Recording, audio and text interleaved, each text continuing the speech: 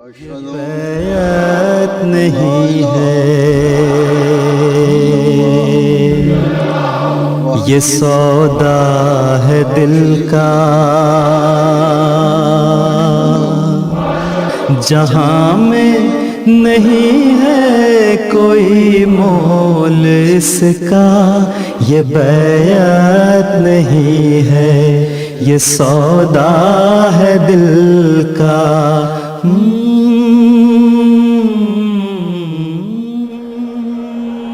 আসসালামু আলাইকুম ওরহমতুল্লাহ ওবারাকাতু। প্রিয় দর্শক, এমটিএ বাংলার যে 3 দিনের স্ট্রিমিং অনুষ্ঠান আপনারা দেখেছেন, উপভোগ করেছেন।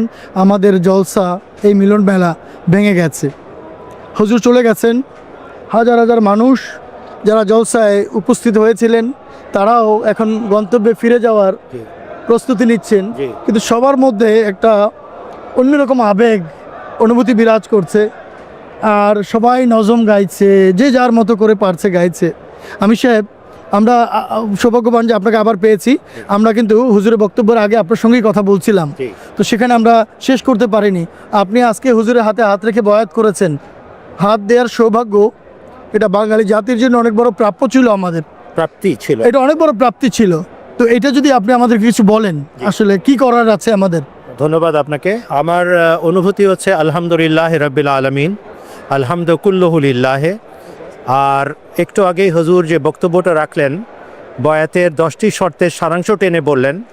আল্লাহর সাথে কাউকে তোমরা সমকক্ষ দাঁড় করাবে না, এবং হজরত মোহাম্মদ মুস্তাফা সাল্লাল্লাহু আলাইহি ওয়াসাল্লামের আনিত ধর্ম এবং শরীয়তের উপরে 16 আনা আমল করবে। খুব সংক্ষিপ্ত আকারে তিনি যে সমস্ত কথা বলেছেন, আমাদেরকে সেগুলো মনোযোগ দিয়ে শোনা দরকার এবং নিজেদের বয়াতের নবায়ন করা প্রয়োজন।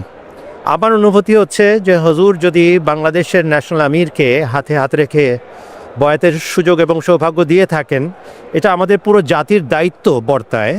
আমরা যেন 16 আনা আহমদি হয়ে দেখাই, হুজুরের কথা মতো চলি এবং হজরত মসিহ মাউদ আলাইহিসসালাম রসুল আকরাম সাল্লাল্লাহু আলাইহি ওয়াসাল্লামের আনিত সে সম্পূর্ণ ধর্মকে যেভাবে বুঝিয়ে গেছেন সেটার উপর আমল করে আমরা যেন হুজুরের দোয়া নিতে পারি। আমার ভীষণ ইচ্ছা যে বাংলাদেশে গিয়ে আমি বলি যে আপনারা নিজেরা হুজুরকে লিখেন এবং আল্লাহর সাথে ওয়াদা করেন যে হুজুরের এই আকাঙ্ক্ষা আমরা পূর্ণ করে দেখাবো ইনশাআল্লাহ। আমাদের দায়িত্ব হচ্ছে নেক এবং মুত্তাকি হওয়া। আমাদের দায়িত্ব হচ্ছে আল্লাহর ভালোবাসায় জীবন কাটানো, হজরত মোহাম্মদ মুস্তাফা সাল্লাল্লাহু আলাইহি ওয়াসাল্লামের প্রেমে আপ্লুত হয়ে জীবন কাটানো। এই বাহ্যিক চাকচিক্য এগুলো বিষয় নয়, মনটা দেখেন আল্লাহ। একটু আগে হুজুর যে কাম প্রবৃত্তিকে দমন করার জন্য 5টি পদ্ধতি বলেছিলেন, সেটা ভালো করে রপ্ত করা দরকার।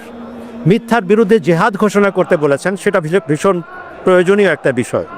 আমার কাছে মনে হয়েছে হুজুর আমাদেরকে আমাদের নারী নক্ষত্র চিনেন, আমাদের দোষ এবং দুর্বলতাগুলোকে সামনে রেখে তিনি আমাদেরকে চিকিৎসা বিধান দিচ্ছেন, চিকিৎসা ব্যবস্থা দিচ্ছেন।